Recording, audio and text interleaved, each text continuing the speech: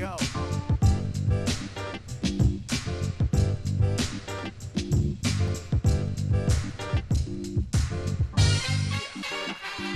Cannons.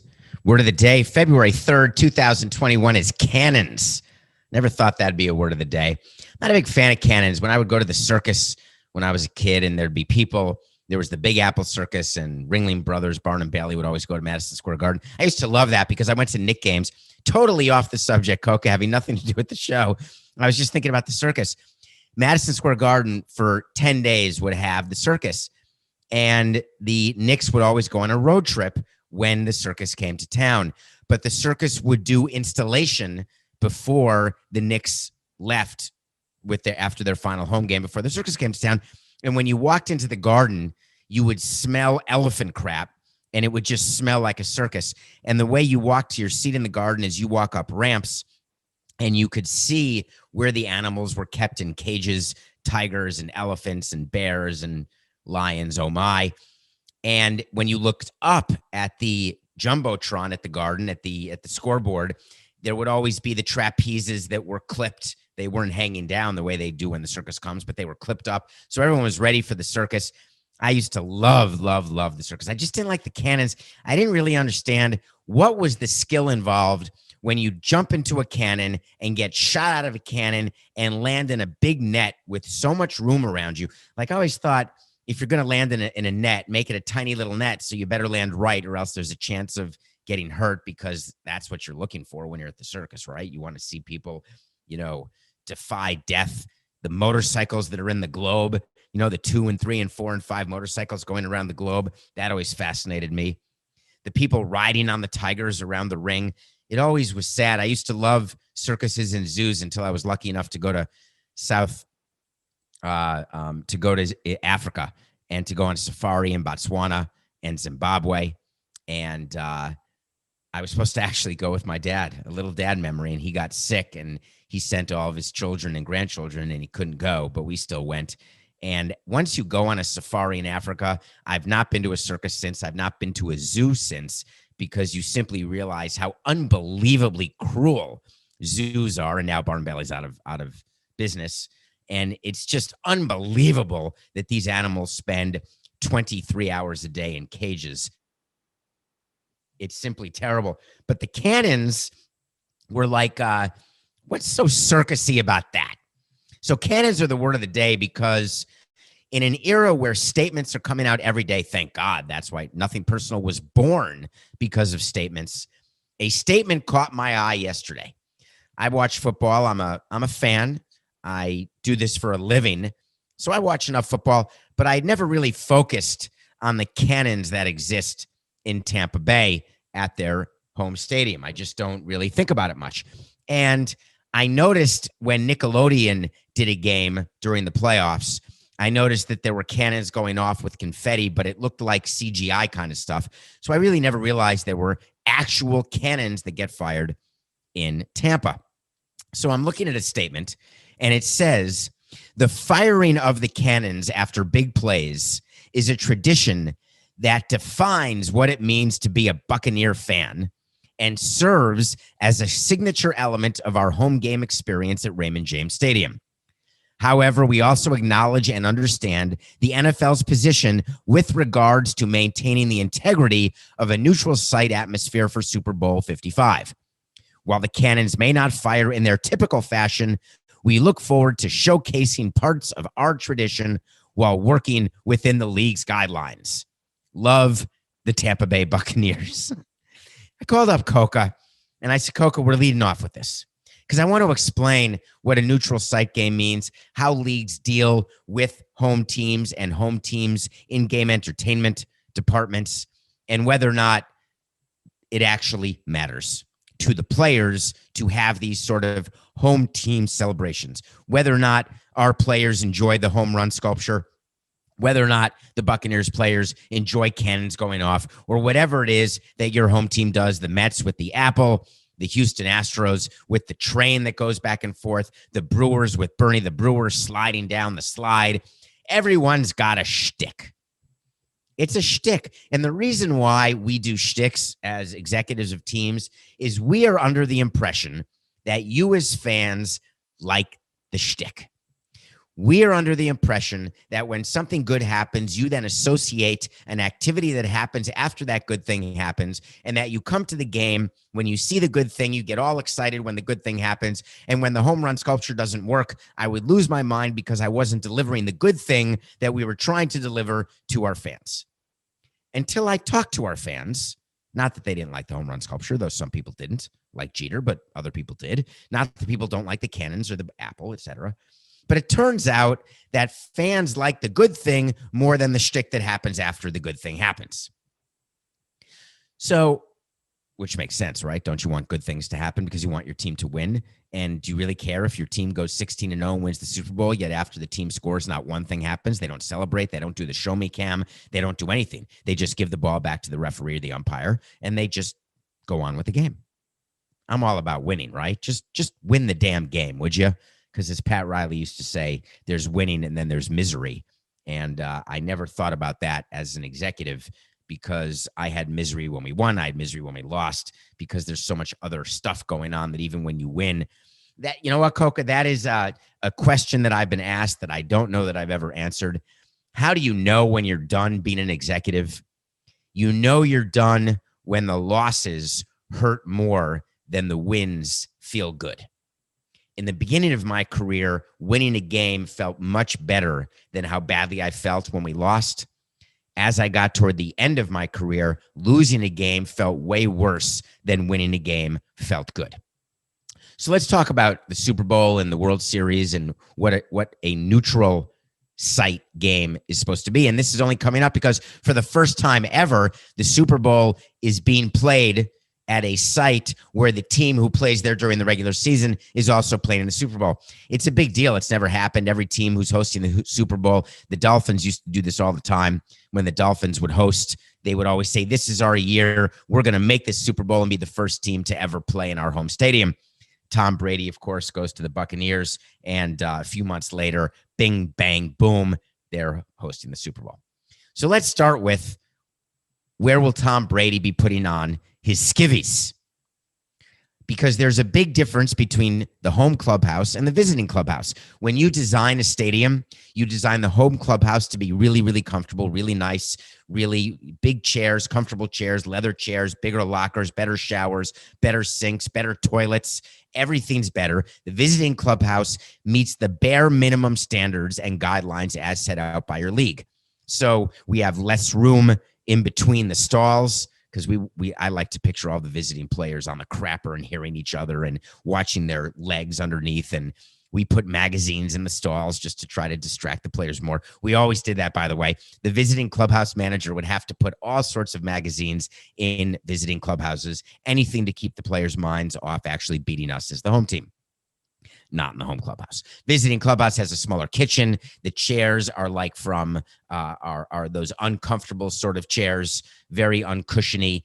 The lockers are very small. The training room is small and dank. We do different lighting in the visiting clubhouse. The lighting in the home clubhouse is bright, and it is the colors make you feel happy and good. The way we do the visiting clubhouse is the colors are more subdued. We want to keep the adrenaline down of the visiting players. The training room is in such a way that the lights aren't near the training table. So the places in the training room at the home clubhouse where you lay out all of your tape and your scissors and your Advil and Tylenol, which players take before games, believe me, they've got headaches. And all of those things are in an organized fashion. In the visiting clubhouse, you have a bin and you stick all the crap in the bin. That's just how it goes. So who gets the home clubhouse during a Super Bowl? You switch off. One year, the AFC team gets the home clubhouse. One year, the next year, the NFC team gets the home clubhouse. Luckily, this year for the Tampa Bay Buccaneers, it is the year of the NFC. So Tom Brady is actually in his own clubhouse with his own locker, with his own amenities. Done. What else? The NFL goes to the team that's hosting about a year in advance, and they start talking about what the field is going to look like, what to do with the in-stadium advertising, what to do during the TV timeouts, because when you run your own game, the way you work TV timeouts is that, or in between innings, is that you have your own in-game entertainment and you have sponsored events like the hide the ball and the hat trick, where you have to choose where the ball ends up, like 3-Card Monte. You've got the in-game entertainment person who is interviewing fans and giving away stuff. You've got music playing. You've got dancers dancing, all the stuff that you do to try to entertain your fans. I always loved that part of of putting on a presentation because I viewed a baseball game as like a 3-hour and 30-minute Broadway show. I wanted fans to be entertained, and there's no intermission like halftime in football. There's no intermission in baseball. It's just 2.5 minutes in between innings about 17 times. So I always would have the discussion with my in-game entertainment people. I want us to be good and entertaining, but I want to make sure that fans take the opportunity in between innings to go to the concession stand because that's where we're going to make money. I need them going out and getting more beer and getting more food and more hot dogs and more popcorn. Okay, so the NFL walks in and they say, hey, listen, here's what we're doing in between the first and second quarter. Here's the halftime show, which, as you know, is this time with the Weeknd. By the way, I read, Coca, that the Weeknd is spending like $9 million to rent an Airbnb for the week. I'm hoping I misread that because what kind of Airbnb would be $9 million for the week? Is he renting out Tom Brady's house? So they plan and they go to the home team and they say, here's everything we're doing. And just so you know, your people are going to be running the equipment. Our people are going to tell you what animations are going to be run. Our people are going to tell you what the PA announcer is going to read, how the PA announcer will say what he's supposed to say and when he's supposed to say it. So the NFL or MLB during the World Series, they take control. Now, the difference with MLB and the World Series is every game is a home game for somebody during the World Series when you're not playing at a neutral site the way they did last year with COVID. But generally, the home team is the home team. And it is very frustrating for you as a home team when you are playing at home that you don't have control and you don't get to do the things you want to do. The NFL went to Tampa and said, I understand you're home, but we have to pretend that you're not home. And part of pretending that you're not home is that you don't get to put off your cannons. And Tampa Bay said, no way. We have to do our cannons. That's what we do. So they appealed to the NFL. The NFL thought about it, and the NFL decided, no, we're not going to let you use the cannons for your big plays. So what I'm watching for on Sunday is, will the cannons go off for Kansas City's big plays as well? Because like when we hosted the All-Star game, the home run sculpture went off when anyone hit a home run.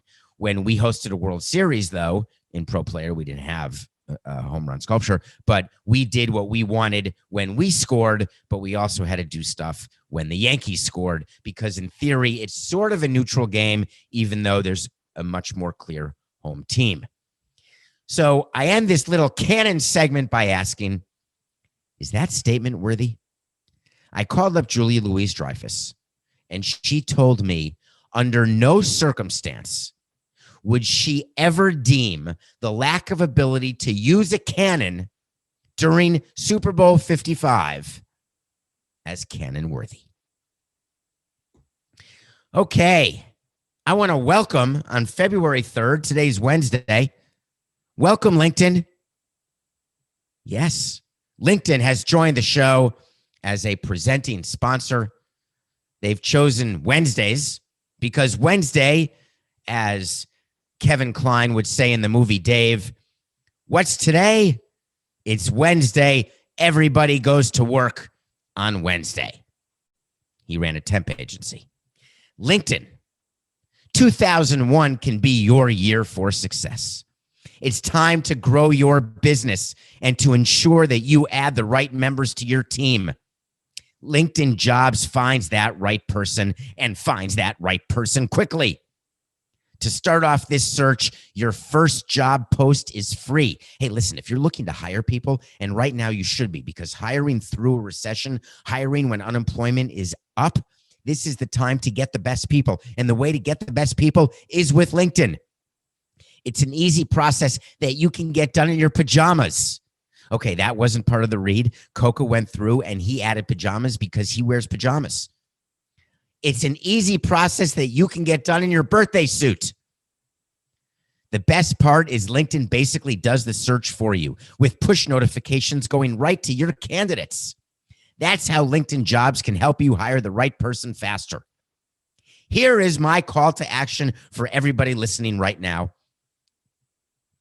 When your business is ready to make that next hire, find the right person with LinkedIn Jobs. And now you can post a job for free. Just visit, get the pen out, get ready, LinkedIn.com/Samson. That's LinkedIn.com/Samson, SAMSON. All you got to do is go LinkedIn.com/Samson to post a job for free. But remember, terms and conditions apply. So I went on LinkedIn, and the name that I saw first, because I was searching for a pitching coach job because I want to be a pitching coach, and I saw that Mickey Callaway is on LinkedIn looking for a job. Well, as I suspected, he hasn't been fired yet, but update on the Mickey Callaway story. For those of you who didn't listen to yesterday's show, I'm not going to catch you up because I know you're going to listen to yesterday's show because for whatever reason, CBS has told me and Coca that you guys listen to every show and you listen all the way through. And for that, I am thankful. LinkedIn.com/Samson, terms and conditions apply. But the Los Angeles Angels put Marie Garvey to work yet again yesterday and had a follow-up statement to their statement of yesterday saying that we have decided to suspend Mickey Callaway pending the completion of our investigation that we are undergoing with Major League Baseball. Really? That's your statement? That you're just suspending Mickey Callaway? I guess there must be a reason. What could the reason be? Everybody say it with me. 1, 2, 3. MONEY. Here's how it works when you've got a employee under contract that you have found by posting a job for free on LinkedIn.com/Samson. By the way, every time we say LinkedIn.com/Samson, terms and conditions may apply. They give extra money to CBS, and I promised CBS that I would say LinkedIn.com/Samson as many times as I needed to, maybe even not just on Wednesdays. When you have a person under contract and you want to fire them, you have two choices. I've explained it on Nothing Personal before, but here's a little refresher. If you want to terminate someone under contract and you're willing to pay them out the amount of money that's left on their contract, you can say to them, bye-bye, see you later. Every 2 weeks, you'll have a direct deposit into your account. Give me your key card. Give me your computer. Give me your phone. Smell you later. That's one way. The next way to fire a person is when you say, you're fired. And by the way, we are not paying you. Give me your key card. Another nickel. Give me your company car and company phone. Ever again. Give me your notepads and don't steal Post-its or paper clips because you are terminated for cause for violating the terms of your contract. You want to know which term? I'm going to tell you which term. It's the term that says you can't be a misogynist, sexist, sexual harasser. You've got to act in the best interests of the team, upholding the values of our organization.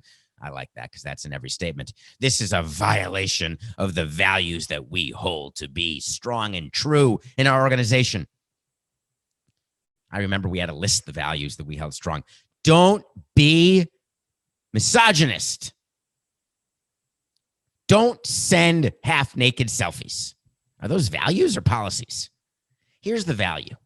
If you suspect that what you're doing is not being well received, apologize and don't do it a second time. Why should women have to say no twice? Why should men have to say no twice? Why should anyone have to say no twice? When you make an advance at someone and they are not interested and don't return the advance and don't say that you misinterpreted, you know very well when someone accepts an advance. You know very well when someone's interested in getting a picture of you like Mickey Callaway did. He looked like Bob the Builder, by the way, with the selfie that he sent to that person. Who uses heavy machinery with pants, boots, a helmet, and no shirt? I'm just curious, who does that? Unless like you're the February pinup person. And I don't think Mickey was that. The reason why the Angels could only suspend him is that when approached by the Angels about the article in The Athletic, notwithstanding the fact that he actually released a statement where he denied I think it wasn't really a denial. I read you that statement. It was so ridiculous. He said he's told his wife he's married. His wife is aware of the general allegations. I read the article in The Athletic. There was nothing general about it. There were screen grabs and screenshots. There were very specific examples of what Callaway did, but I guess it was general. But when approached by the team and the lawyers, because by the way, here's another clue. You do not ever fire an employee without a second person who is from human resources or someone from your counsel's office on the phone or in the meeting or on the Zoom. You never fire someone alone. Got to be a witness. So they went to Callaway, and guess what happened? He said, I didn't do that. No, you got the wrong guy. The minute you say to your employer that you did not do that which they are accusing you of doing and trying to terminate you for cause, you cannot terminate that employee for cause at that moment. You've got to have an investigation, and you've got to have human resources and your basically labor lawyers involved. You've got to paper the file, and then you've got to show the employee what the cause is in case that employee decides to litigate. So the only reason that the Angels suspended Callaway yesterday is that they're trying not to pay him out his contract. And to do that, you need to have what happened with Jared Porter and the Mets.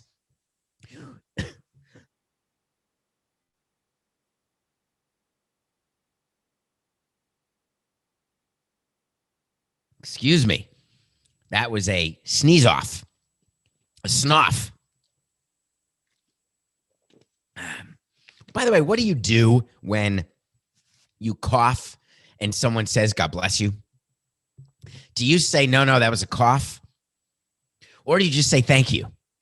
I always feel guilty when I say thank you when people say God bless you or gesundheit to a cough, because I feel like I didn't do what was the prerequisite for being blessed. So I always say thank you, but that was actually a cough. And it's such an awkward sort of moment. Like, that's the moment of truth, right? Do I just say, yeah, thank you? So that was a snuff where I sort of coughed and sneezed at once, and it resulted in some sort of expectorant. Sorry, Coca. I don't think anyone gives a flying rat's ASS that I just had a moment. It happens. Where were we? Land that damn plane. Coca, what was the topic we were just talking about? Callaway. Jared Porter, when approached on his 62 unanswered text messages, he said, I did that. The Mets said, you're fired and we're not paying you. See you later. Callaway has said the opposite. I gave you a wait to see yesterday that Callaway is going to be terminated before the start of the 2021 season, whenever that starts. And that is still the wait to see. I'm not taking it back because I can't take back a wait to see because, as you all like, as fans of Nothing Personal, I'm accountable. I don't just throw out hot takes that are full of crap and then never revisit them and hope that you forget about them. Wait to see. He's still going to get fired. And the investigation is going to be super quick because they don't need to reinvent the wheel. The investigation has already happened. What else happened? Ooh, Coca. Play it for me, Sam.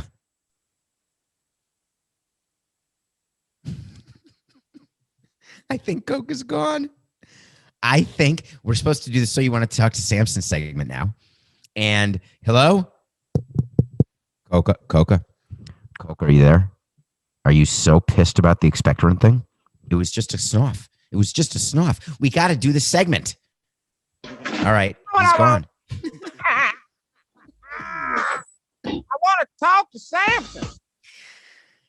It turns out Coca's not pissed about the expectorant. He was on the porcelain stool. Welcome back, Coca.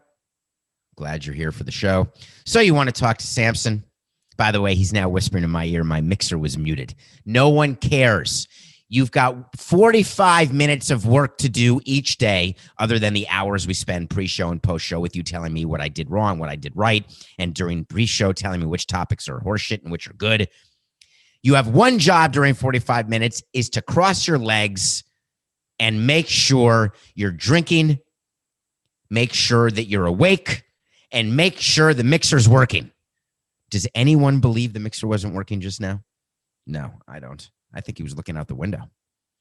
So you want to talk to Samson's when you get into my Twitter at David P. Samson. Please have people follow David P. Samson. Get in there because I answer as many questions and as many comments as I can because the DMs are public and open. And when a question is about something that I want to talk about today or tomorrow or the next day or the day before, I'm going to do it. Here was the question. Did you ever eject a fan for heckling? I love where your head's at. Thank you for that question. That question, I don't believe you that your name is Bend Over. I really don't. I think you were just trying to be funny. But if that is you, Ben, then I'm sorry. Then I shouldn't be making fun of your name. Did you ever eject a fan for heckling? Why are you asking that? Did anyone watch the Los Angeles Lakers play against the Atlanta Hawks? Fans are back in Atlanta. Fans sit courtside. One of the great things about basketball is you can sit. Did I tell you my courtside story, Coca? When the Marlins were bought by Jeffrey Lurie in 2002, you get a list in due diligence. Due diligence is when you're doing a transaction and you learn everything you can about the thing you're buying. Due diligence on a car is you drive the car, you look to make sure when the battery was changed or whether or not there's windshield wiper fluid or whatever else you're going to do for diligence. When you're buying a house, you have an inspector come to see if there's termites, see if the roof is going to leak. And then after you buy it, obviously the leaks start and all the crap starts happening. Due diligence for the Marlins included what you do is you get a list of all the assets because it's an asset transaction. It's an asset purchase deal. So you're buying the assets of the Marlins that were owned by John Henry. So we're going through a list of assets. I've told you the bus story. We got the effing bus. And one of the other assets is that John Henry had 4 courtside seats to the Miami Heat. And I don't mean just any seats. It was the 4 courtside seats closest to half court, literally the best seats in any sport, in any arena that you can have. Better than Spike Lee's seats at the Garden. I mean, these were right there. And you're sitting in those seats, and the players are literally a foot in front of you. To the point like you get the ball when the referee during timeouts, the referee puts the ball near you, the players take the ball out of bounds and you get sweat on. LeBron James ran into Jeffrey Lurie one time and knocked him down. It's amazing seats. And so I just, by the way, buried the lead and stole the punchline. Part of buying the Marlins is we told John Henry, yeah, we're taking over those 4 courtside seats. You're moving to Boston anyway. You're moving out of Florida. We want those seats. We're going to use them for clients. We're going to use them for friends. We're going to use them ourselves. There was a whole person who was Beth, my assistant, who was in charge of the tickets, and people would apply who they wanted to bring. And then they had to show that they were going to get money from those people if they were sponsors or potential season ticket holders. And we would give it as rewards to some employees, to VPs. And of course, Jeffrey would go to games. I'd go to games, et cetera, et cetera, et cetera. We'd let players go to games. Players would call and say, hey, we'd like to go to this game or that game. Juan Pierre used to love going to games, Dontrell Willis, and et cetera. So the thing about those courtside seats is if you want to heckle the players, you don't even have to raise your voice because they hear you without raising your voice. Literally, you can whisper and they hear you. And we made it very clear when we gave those tickets away that we would never allow 4 people to go unaccompanied. An employee of the Marlins always had to go with 3 other people because they were responsible for the behavior, because everyone knew those were Marlins seats, and we wanted people not to get ejected from the game, not to say anything disrespectful. If you want to cheer for your home team, fine. The other rule was you cannot cheer for the visiting team. As much as I used to love the Knicks, when I would go to Heat Knicks games, I cheered for the Heat, at least outwardly. Have you ever had to stand up and clap for a team when you really were booing inside? Well, I've done it. I grew to love the Heat, by the way, but it's hard when you're a Knicks fan to love the Heat, especially before I got to Miami with the whole playoff history between the Knicks and the Heat. Anyway, so the rule was, and we made sure that fans and season ticket holders and sponsors, they understood very clearly, you can't wear a Knicks jersey. You can't wear any clothes that have the other team on it. You've got to wear Heat stuff, or you've got to wear your own South Beach clothes. Fine. So the Lakers are playing Atlanta. And all of a sudden, the referee stops the game, points to some people at courtside and ejects them from the game. My worst nightmare. We never had anyone ejected over the 16 years that we had the seats. I'm thankful for that. When you eject a fan and you are a home ballpark or you are a referee, here's how the rules break out. Referees and umpires have the right to eject anyone they want. Their only check and balance comes from the league office post-ejection. The rule we had with our security people is if you were going to eject a fan, prior to that ejection, you had to speak to someone in our stadium ballpark operations department. And that person would speak to me because I would be at every single game. And we would decide whether or not the behavior warranted ejection. The overwhelming number of ejections happen because of fighting. They happen because of foul language. They happen generally because of being overserved. In this case, it turns out that a fan in Atlanta who is a 25-year-old woman with her husband who is a bit older and other people. I don't know why it's relevant that she's 25. I read that, so I'm saying it. Apparently got into a cursing match with LeBron, being disrespectful and basically acting in a way that is not in accordance with the social norms. So LeBron James apparently got into it with someone courtside because he heard someone say something, and we caution our players, do not engage with fans no matter what.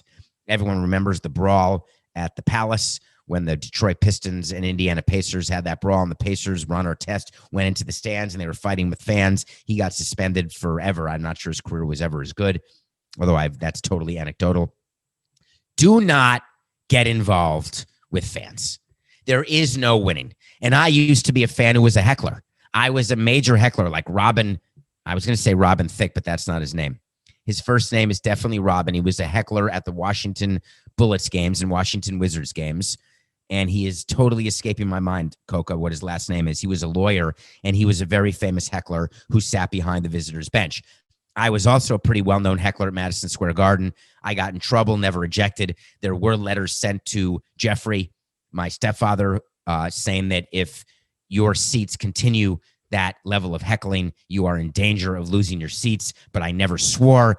My heckles were far more toward players who were underperforming their contracts. They were more toward the executives. Robin Ficker, thank you, Coca. And I would heckle Jerry Reinsdorf. I told you my Jerry Reinsdorf story of how he knew me. And when I walked into the first owners meeting and met him, he said, "Oh my God, you're that kid from the Knick games." That is a true story. That is my first words ever told to me by Jerry Reinsdorf as executive vice president of the Montreal Expos. So cut to this woman gets ejected. She then goes on a tirade on Instagram, calling out LeBron James, losing her mind. She then apologizes later, and LeBron James had an interesting quote. He said, "I really like the interaction with fans. I thrive off it. We all do. I'm very thankful that fans are now allowed back in the arena in whatever small amount they are." And he took the high road. The only time we would ever eject a fan that didn't involve inebriation or swearing is when they were doing something that involved signage. There were a few Samson sucks signs. There were a few Marlin sucks. And I would not eject those fans. I would take away the signs. And you're going to say that that's a violation of their First Amendment right to free speech and freedom of expression. And I will tell you that is a private game that we are putting on. You are buying a ticket. On the back of the ticket, it says, "I am your captain now, and I get to decide the behavior that I want to see in the ballpark that I'm running with the owner of the team." So that's the only situation, and I have definitely ejected fans, but not for heckling. I love hecklers. Love it. I want you to tell me that we stink. I want you to tell me that the guy can't hit, or I can't make a trade, or that I can't figure out how to get hot dogs, or I can't figure out how to get concession lines shorter. I love it. So I'm not going to eject anyone for heckling. I'm not going to eject anyone for nothing personal. If you've got something negative to say about the show, I want to hear it. You've got a correction about the show, I want to hear it. You are spending your hard-earned money Just don't bring a sign that is rude. Don't get political. Don't swear because you're not Nicolas Cage and it's not necessary.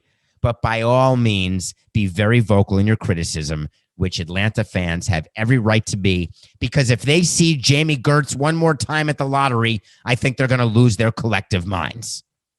When we come back, we're going to review a movie with Denzel Washington, Jared Leto, and we're also going to talk about Deshaun Watson. We'll be right back. Welcome back to Nothing Personal. My name is David Samson. I get to watch a movie every day and review it. I'm reviewing The Little Things, which is a movie that just came out on HBO Max. It's also in theaters, part of this new deal where any movie by Warner is being released on HBO Max for 31 days. You can watch it streaming, and then in 31 days, it'll disappear and then come back after a period of months. The Little Things is a movie that was written 25 years ago, and it shows. It is a 90s movie about a cop, Denzel Washington, working with another cop, Rami Malek, who plays Freddie Mercury in Bohemian Rhapsody, trying to solve a murder. And Denzel Washington has a history. There's something that happened that he's not on that specific police force in LA. He had to move north. You don't know what. Rami Malek comes in as the new kid in town, the young detective who becomes hardened quickly. Jared Leto plays, in theory, the killer. Spoiler alert. Jared Leto looks like the Joker without makeup. He is creepy. You know, when did Jared Leto decide that he was going to be the creepy guy? In Dallas Buyers Club, where he won his Oscar, he was just sort of the amazing actor guy. In Requiem for a Dream, that unbelievable movie with Ellen Burstyn, if you have not seen Requiem for a Dream, do it. Jared Leto can act. But The Little Things made me feel good because it reminded me of movies like Seven with Morgan Freeman and Brad Pitt. It reminded me of sort of the investigative police movies from the 90s. It was a 90s movie released in 2021. For those of you who are not watching movies in the 90s, you're going to look at this movie and you're going to say, man, this seems old. Is this a new movie? This is barely keeping my interest. And by the way, that's how it ends? That's how it ends? Wait a minute. No, he didn't. He might. No. And by the way, Rami, can you work in a donut? The Little Things. I want to take a minute to celebrate the life of Hal Holbrook. He passed away yesterday at 95. Hal Holbrook is an actor who you've seen in a lot of movies, but I want to call your attention to one performance of Hal Holbrook, and I'd like you to watch it. First of all, rest in peace, Hal. Thank you for all the movies you made. 95 years old. He was in a movie called Into the Wild, which is the story of Christopher McCandless, a book by, John Krakauer, but that's not his name. That's John Krasinski, but it's somebody Krakauer. It could be John Krakauer, Coca. It stars Emile Hirsch. It's directed by Sean Penn. It's got Vince Vaughn in it. It's got Kristen Stewart in it. But Hal Holbrook plays a character that made me cry. He plays a grandfatherly-like figure who takes Emile Hirsch in, Christopher McCandless, as he is on his journey, his final journey to Alaska. Spoiler alert, he dies in the magic bus in Alaska. But it doesn't matter that I spoiled it. Please go see Into the Wild and celebrate the life of Hal Holbrook. Rest in peace. Nothing personal, pick of the day. You know, I thought the Clips were going to beat the Nets because I think the Clips are a better team. The Clips were getting 1.5 points. We lost. It was 124-120. Remember I mentioned the Nets are scoring 122 and giving up 119? Well, in fact, they scored 124 and gave up 120. Where's the defense? Pat Riley is rolling around in his seat under his mask. No one plays defense anymore. We're now 14-13. I still think the Clippers are a better team, but it was something watching Irving, Durant, and Harden together. I've never seen Harden play this selflessly. He's not taking the 30 shots a game like he did with Houston, even when he was teamed with Westbrook. And they are an interesting team. But I told it to you yesterday. I tell it to you again. If you don't play defense, you're not going to win a ring. So we're only a game over. You don't want to fall back. I'm a little upset about what's going on with Luka. And he plays for the Mavericks. I think he was going to be the MVP of the league. I want him to be the MVP of the league. He's an incredible young player. The Mavericks, I thought, would be better. They have not had a terrific season so far. I'm not even sure they're in the playoffs right now if the season ended today, which it's not. They are giving 1.5 points to the Atlanta Lotteries. And I think that Luka starts winning now. It's time, Luka. Right now. Get me to 15-13. Mavericks over the Hawks, giving 1.5 points. It is day 3 of our prop bets. I hope you've been paying attention. We are giving you a Super Bowl prop bet every day. We gave you 2 on Monday. We gave you 1 yesterday, and we've got a prop bet today. There is a prop at William Hill. If you're not going on William Hill and betting the props, then what the hell are you doing? You're not going to a Super Bowl party. There are no Super Bowl parties. You're going to be watching the Super Bowl solo or with someone, but very few people, probably wearing a mask. And you might as well bet the props. You can get an account with William Hill if you live in one of 50 states. Here's the prop. Will there be a score in the first 5 minutes of the game? So you've got from 15:00 to 10:00. Will there be a score? You have to lay 110 to win 100, and we're going to lay. We are doing a lay. Aloha. Will there be a score in the first 5 minutes of the game? Yes, there will. That's the prop bet of the day.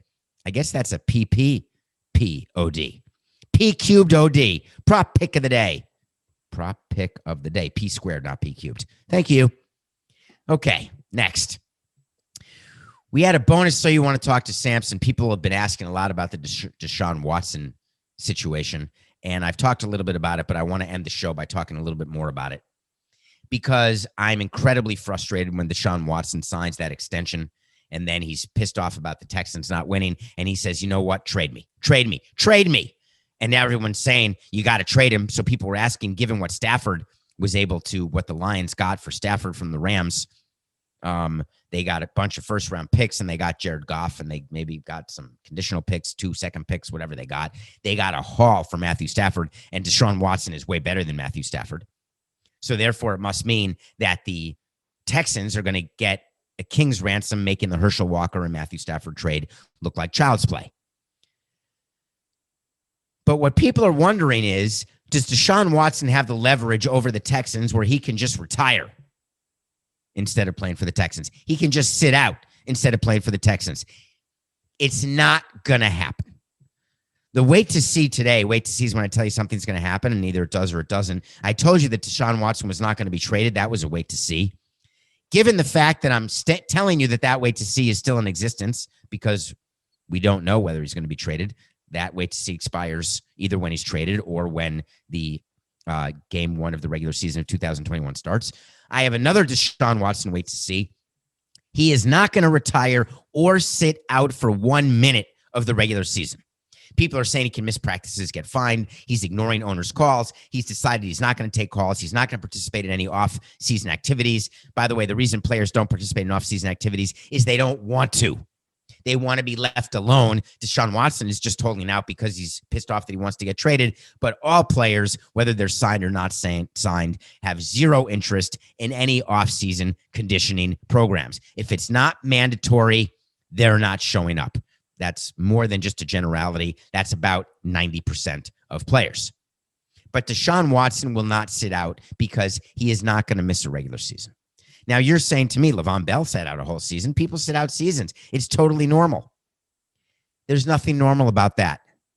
When you are a quarterback like Deshaun Watson coming off a season that you just had, you cannot afford to let a season pass. How's Le'Veon Bell doing? Sat out, got himself traded, then released, then he signed. He's actually playing in the Super Bowl this week with the Kansas City Chiefs. He gave a little interview of why he chose the Chiefs over the Dolphins or the Bills, how it was a tough call. He was happy he chose them, as though he's been rewarded. And what makes me sick is that he's going to be rewarded if the Chiefs win. Wait to see. We'll make that pick on Friday. If he wins, he gets a ring. We cannot reward players. Think about this as a fan. When your player and the player you love so much commits to your city, like Nolan Arenado, like Deshaun Watson, how do you feel whether your team has not won a lot or whether they've won a lot? How do you feel when that player changes his mind because all of a sudden he's not happy and he wants out, and then your team gives in, like the Rockies did when they traded Arenado? How come Rockies fans are pissed? They're pissed. They're claiming they're pissed because they didn't get enough back for Arenado. No, they're claiming they're pissed because they're pissed that Nolan Arenado's gone and he's the best third baseman in baseball. If the Texans trade Deshaun Watson, by definition, they're not going to get back enough in return. There are certain players that if you don't have to trade them for money, which we had to do sometimes, and then you're not going to get back enough players, but you're getting rid of the money. The Texans don't need to save the money. That's not the issue. The issue is they're scared that he's going to sit out. Who cares? Let him sit out. Fine him every single day, and don't waive those fines. I told you already on this show I didn't want them to trade him, and I wanted the Texans to let him sit out. Why are people in the media and fans telling me and asking me and suggesting that he has the right and he should either retire or screw the Texans? Or here was an even better one. Tell the Texans you'll only go to one team. Go public with that fact. Let's say it's the Dolphins. And then the Dolphins are in a position where they don't have to give up a lot to get Watson because they know they're the only chance of making a trade because Watson said there's only one team he'll go to. So you think the Texans should make a bad trade because Watson says I'm only going to go to that one team? And Watson should do that because then the team that he goes to won't give up as much. Therefore, his team will be better. His new team. There's a major problem with that. You are assuming that the Texans feel in any way forced to acquiesce to the demands of a player wanting out. That is not the case. There is an inflection point that every executive goes through, feels, and experiences when a player is unhappy. That inflection point is manifested after speaking to the player, after exhausting every possible scenario, and then deciding that you're willing to move on from that player only if you get an equal trade or win the trade in return. Given what Stafford got, what the Lions got for Stafford, it is impossible for Watson and a trade of Watson to result in the Texans getting near enough. So the Texans are going to look at Deshaun Watson very carefully, and they're going to say, hey, show up, don't show up. That's up to you. But guess what? You're not going anywhere because for us, it's just business. It's nothing personal.